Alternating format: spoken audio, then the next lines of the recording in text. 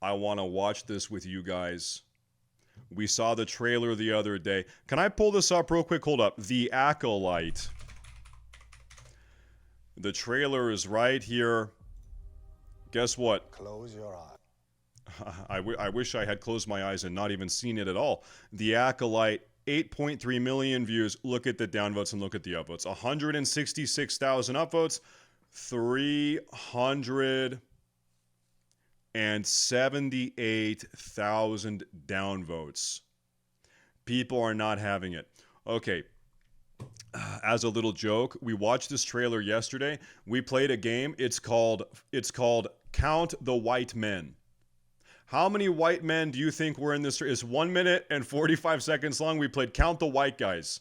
There was one white guy for 1/10 of 1 second.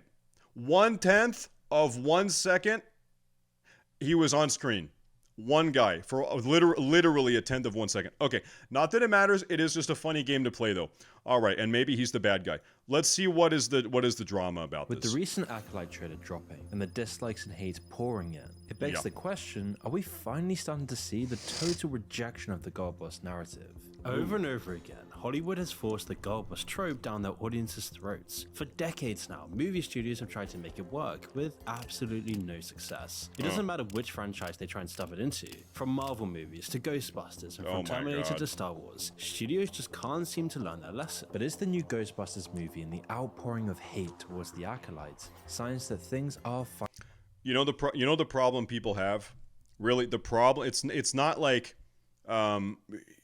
it's not that consumers are misogynistic. It's that they're against bad writing. It's bad agenda-driven, forced writing, and everyone sees it and everyone feels it. It's not that people hate women. That's not it at all. There's lots of great movies, action movies, sci-fi movies, fantasy movies that do have very powerful, strong women. It's awesome, but it's not in this sort of very modern, forced type of way with bad writing. Let's play the video. Finally starting to change.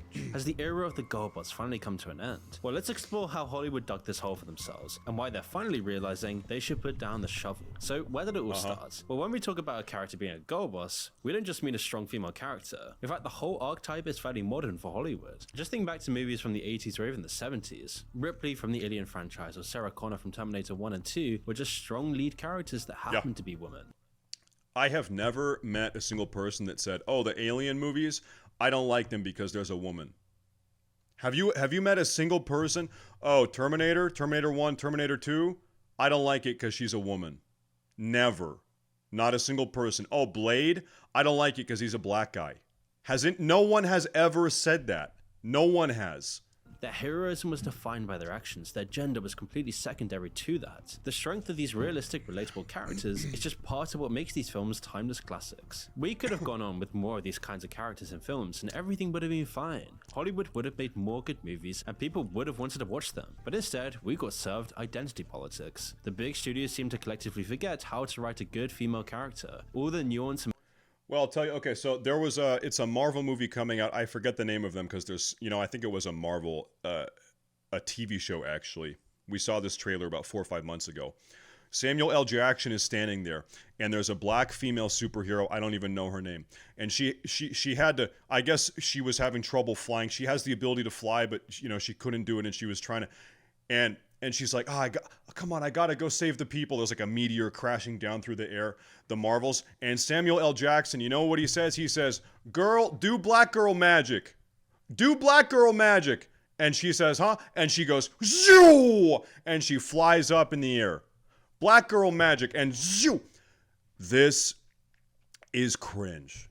This is this sort of forced diversity, terrible writing, just hyper cringe. No one wants this. No one cares about this. Okay? If you just have a cool black female character, who cares? It's when you have that type of dialogue, when it's being, open your mouth, they're shoving it down your throat. It's a different thing. It's a different thing. The motivation that made these characters special were thrown out the window. It's been going on for a while, but over the early 2010s, certain tropes started getting far more widespread. Hollywood has been making good action movies with female leads for years, but Kill Bill's a great example. Kill Bill, it's a great movie.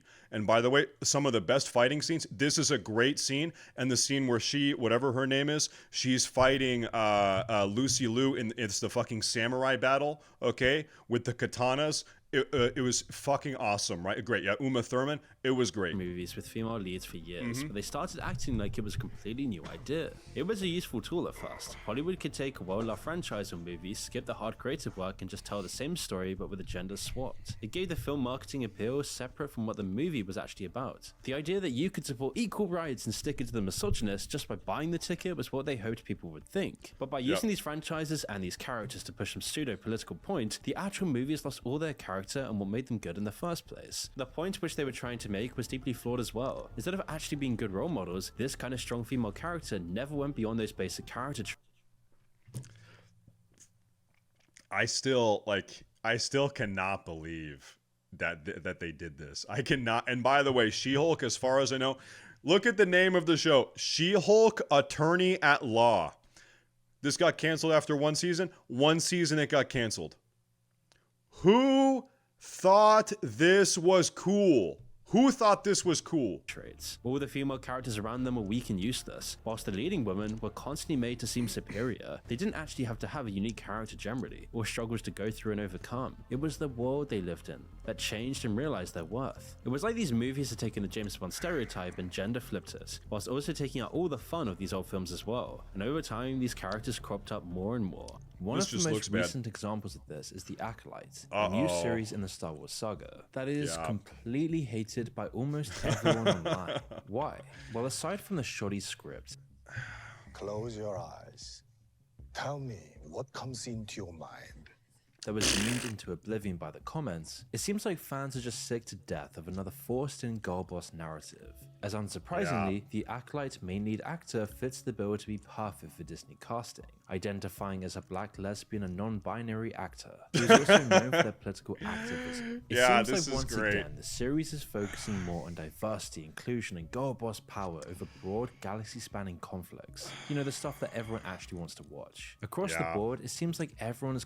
Bro, why have we not had a Darth Vader movie where it's Darth Vader in his prime and he's a one-man genocide squad? And he's like dropping into rebel planets, just slaughtering thousands of people. Where is the Darth Vader Death Squad movie? And he's got the elite commandos, okay, and they're marching, and there's flames in the background, and someone gets up, and they're gonna and he chops his fucking hand off, and then he pulls him up, and his oh shit, my hand, dude, and is squirting blood, and Darth Vader has him, and then he pops his skull like a fucking like a zit.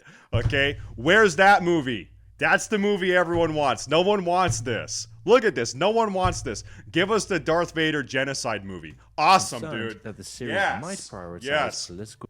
I want to watch Tarkin blow up more planets. I could watch Tarkin just float around in the Death Star zapping planets for 90 minutes. Okay? Oh, planet genocide. I want the Tarkin movie where he's just indiscriminately killing rebels. Awesome, dude. That's fucking cool. On social messages over the adventure and epic storytelling that actually made Star Wars. This is the one time they did it. Guess what? This is one of the most in my mind, in the Star Wars universe, this is like one of the most iconic 90-second, 2-minute long scenes we've ever had in 35, 40, 50 years of Star Wars content. This was fucking awesome. This is what people want. Everybody's talking about this. That actually made Star Wars successful to begin with. Hello there. But that begs the question, how did we get here? Where this girl boss narrative has seemingly just come out of nowhere and seems to have never left. Even though fans hate this, why does it keep coming up? And why does Hollywood refuse to let go of the girl boss narrative? A good early example of the trope slowly working its way into the mainstream was in the first Disney Star Wars movie. When it came out, the film was most well liked by both audiences and critics. It successfully walked the tightrope between creating something new and staying true to the original, but it did have some warning signs for the future of the franchise. They suck. You know why it sucked? Because the main characters suck. She sucked. What's her name? I don't even remember her name. She's so forgettable. The name that comes to mind is Mary Sue. She's a total Mary Sue character. You know why Luke Skywalker was cool? You know why Luke Skywalker's relatable? It's because he went through the quintessential, the iconic hero's journey, okay? He's a nobody from a backwater planet. He doesn't believe in himself, and he's presented with a series of impossible circumstances. And he tries to get up, and he gets beat the fuck down. And he tries to get back up, and he gets beat the fuck down. And he loses his mentor. He loses his mentor again. His friend is stolen from. His friend is frozen in carbonite. He has to go and train on a planet in the middle of fucking nowhere in the swamp. And then finally he comes back, and finally he's elevated, and even at his highest point he struggles. Okay, and it's the beautiful developmental journey that everybody can relate to. It's called the hero's journey. And Rey, in this Star Wars trilogy that came out in 2015, she just like wakes up one day and she's just like the best. She's just like a god. She wakes up one day. Oh, it's like the literal chosen one. Oh, I'm the chosen one. Oh, and then she just slaughters everyone she has to kill, and it's no problem, and there's never any struggle at all. Okay, cool. Rey's character was pretty much well regarded in general, but people still thought she might be slightly overpowered. At the climax of the movie, she soundly beat Kylo Ren in a lightsaber duel, who had trained his whole life for this moment. Or there's the scene where she apparently fixes the Millennium Falcon by ripping out some computer chip, so she already knows more about Han's. And what is this scene? This scene is, haha, I'm so smart. Ha. Oh, you're the man, you're the guy, you're the man that's been driving this thing for 50 years? Well, I'm smarter than you. I know more about your thing than you do, even though you've been doing it 50 years. Haha. It's just so condescending. It's so stupid. Ship than Han himself. He's been flying it and repairing it for decades now. But despite small moments like this, it looked like Disney were on track to revitalize Star Wars, and fans were excited for Episode 8. If only they had known what was really in store. But it wasn't until 2016 and the release of the Ghostbusters reboot that we saw a strong reaction to this from audiences. As for me, my main complaint about the movie was that it was quite simply dumb.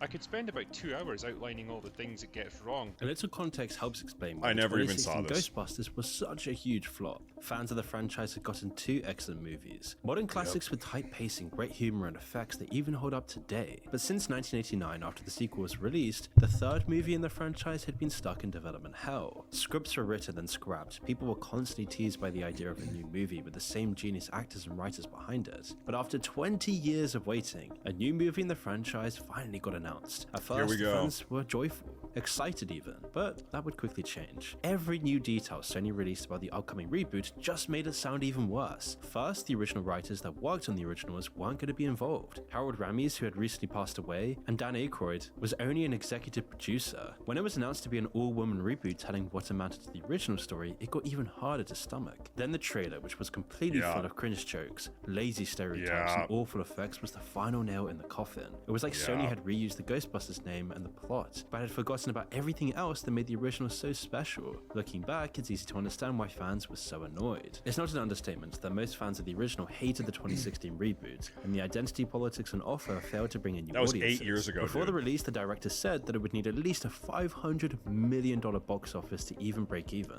And of course, it didn't even make half of that, 229. ending its miserable run at just under 230 million. And now you would think this would be the end of these kind of reboots and identity politics in films, right? If Hollywood executives have one defining character trait, is that they want to make lots of money. So why did they keep making these films that were flopping? If one flop there was one conspiracy wasn't enough, how about 10 or 100? When would they learn? Well, the next 5 years would show how dedicated Hollywood was to forcing this terrible idea through. Disney was some of the main proponents of the God Boss archetype, and they'd prove it with their next Star Wars movie. You see, if Rey was overpowered in the first film, she was pretty much omnipotent in the second. All of her character flaws, which really hadn't been developed before, were completely gone. Just as the progressive culture war was waging, she would win every fight suddenly, mastering things people train their whole lives to do, destroying Luke in a fight the first day she meets him. It's as if Luke had beaten up Yoda before he taught him how to use the Force. Later on, she easily gets a triple kill with one laser blast from the Millennium Falcon. Meanwhile, Disney seemed to think that character development meant having Rey scream and shout in every fight, whilst also being the best Jedi to ever live. When you remember that Jedi are supposed to be the least emotional people in the universe, it doesn't really fit. Luke, you know, dude, this is another like very small complaint. I hate what they did to Luke in the new movies. The Luke that we knew from the original trilogy, this is a guy that believed in himself. He believed in good and positivity, and he can overcome challenges. He had like unwavering belief, right? He was that guy. And they made him just such a defeated bitch is what they made him. He gave up. Like, his soul got crushed is what happened in the new lore. And it's like, hold up. The soul of Luke Skywalker doesn't get crushed. You don't crush Luke Skywalker's soul. You know what I mean? But they did, though. But that's what they did to him.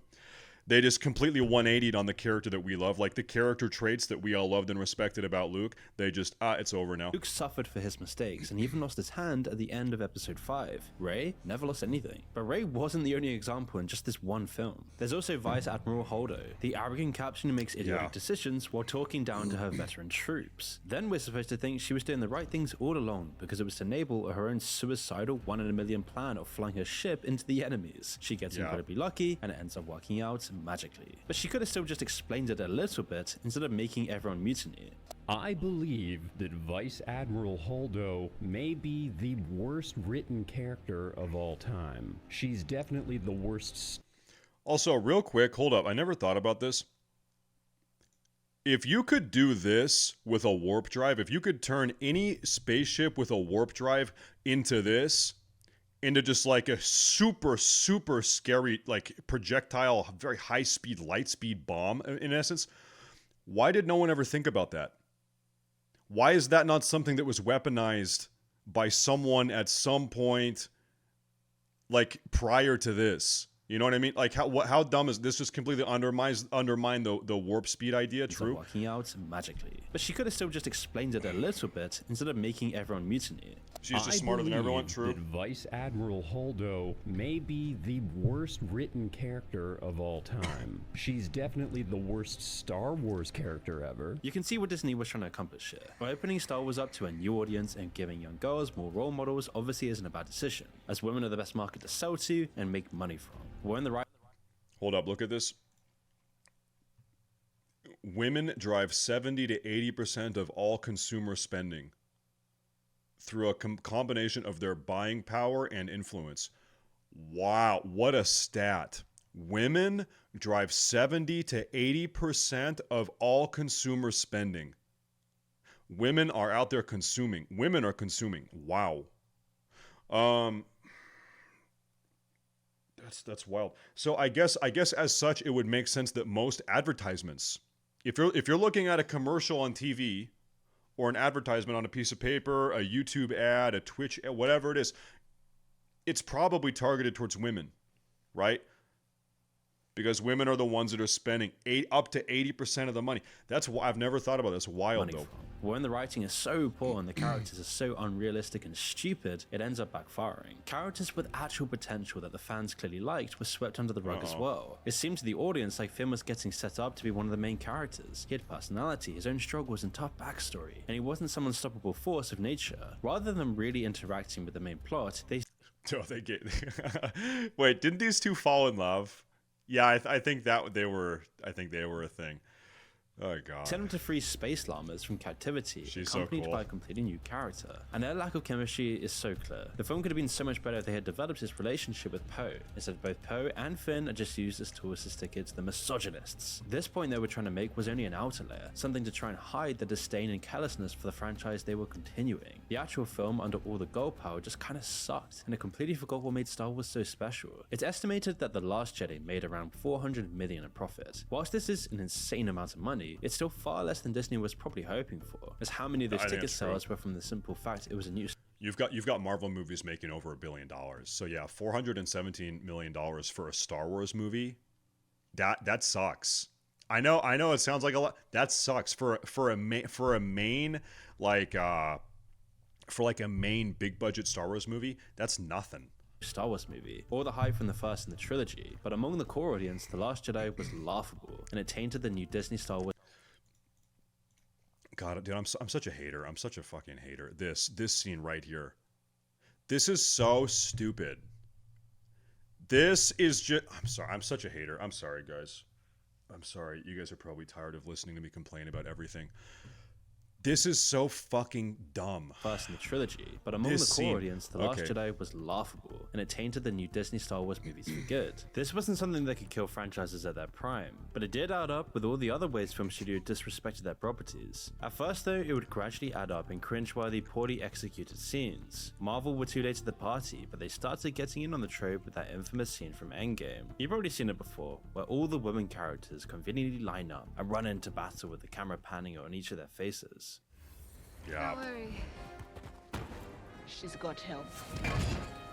Oh damn. It wasn't the Oh point itself damn. that people took exception to. The There's girls are plenty of back in scenes that town. did the same thing which people actually liked. Just look at the girls get it done scene from The Boys, or even just a similar scene from Infinity War. They actually made narrative sense and weren't obviously just there for optics. Captain Marvel had similar problems. It was a big office hit, but that was almost guaranteed. Firstly, it came out in the period between Infinity War and Endgame, the absolute height of Marvel's popularity. That guaranteed it quite a bit of success. It wasn't an awful movie either, just forgettable. Although the girl boss tropes were still all over it, it did have a generally detrimental effect on the franchise as a whole. There were small things, like the reckoning of Nick Fury's scar. Before the film came out, fans could imagine what the story was behind it. Now we just know it's a cat scratch. But overall, Captain Marvel was just so overpowered compared to the rest of the heroes that they needed an excuse for her to leave before any actual tension could build up in Endgame. It even undercuts the Just kill her. entire girl power scene within Endgame, because the we know lore. Captain Marvel could just handle it all anyway. Looking at this movie as a cheap, bland, soulless, and divisive attempt to cash in on feminism and contemporary identity politics, featuring an unpopular comic book character that's been repeatedly cancelled and relaunched with increasing futility,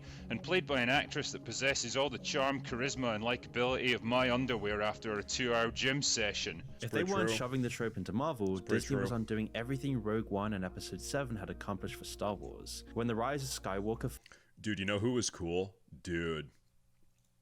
You know who was cool? Hold Action. up. If they weren't shoving the trope into Marvel, Disney was undoing everything Rogue One and Episode 7 had accomplished for Star Wars. Dude, this guy looks awesome. Bro.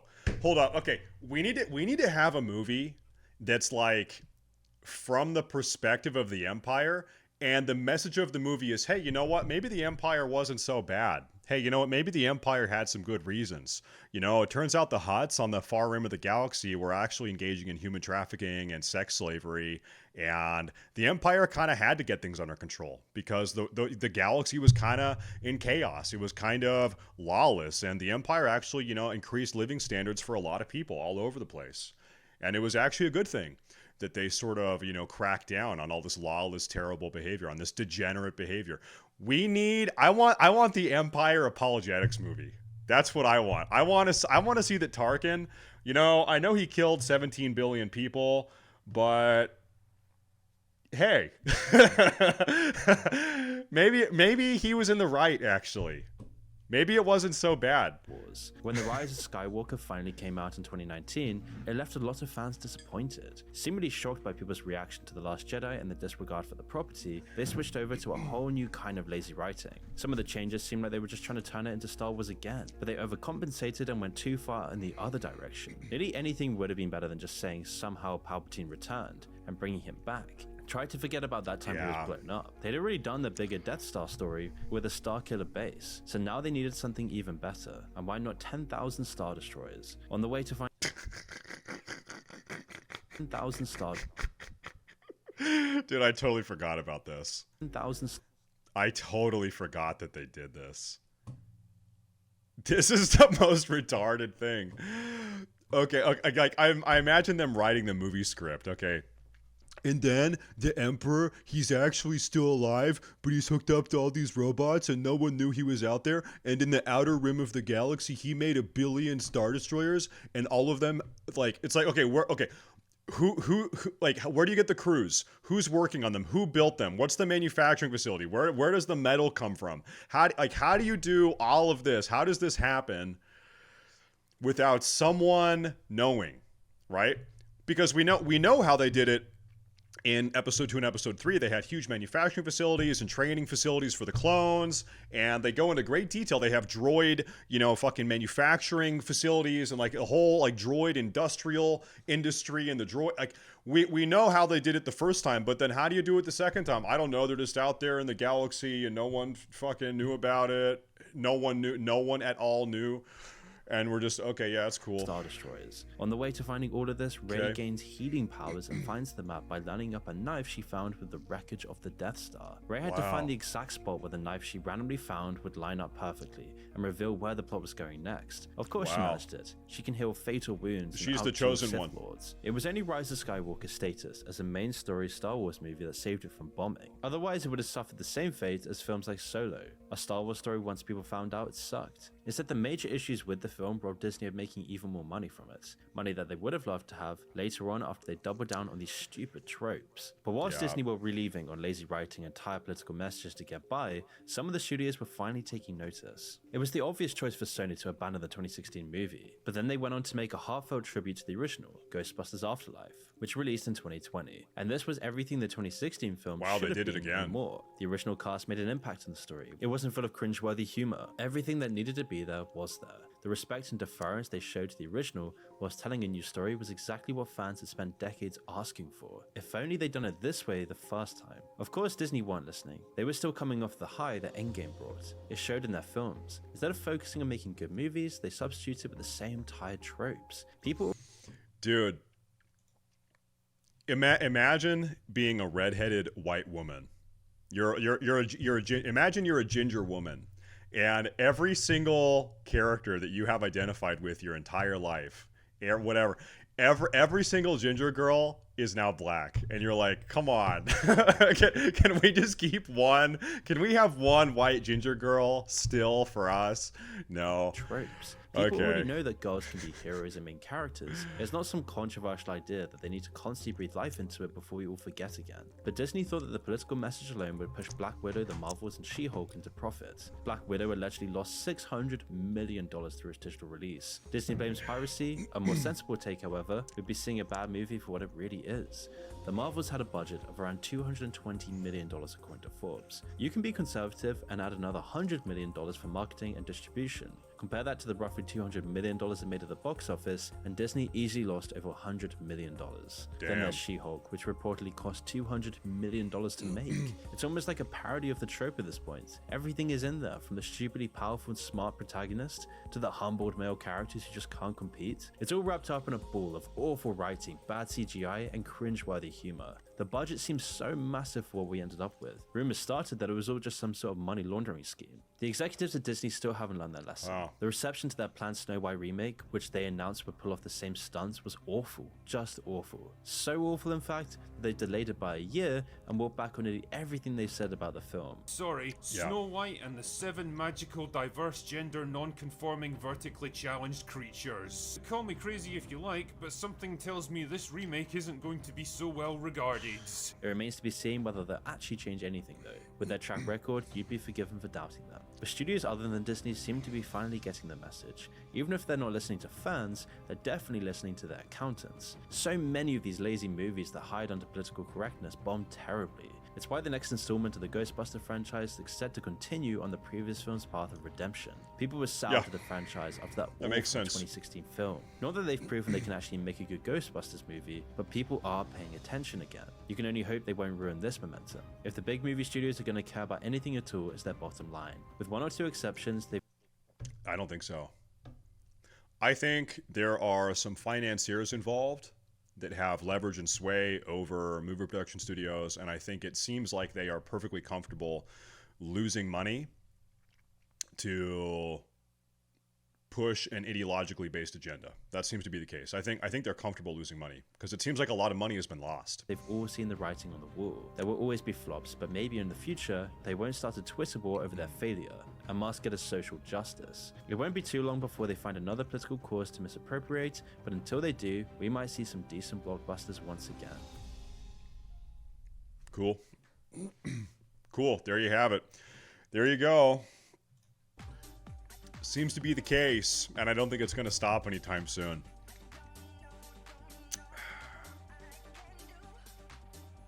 I'm trying to think if is there like a really cool universe that has not been DEI'd yet. Warhammer.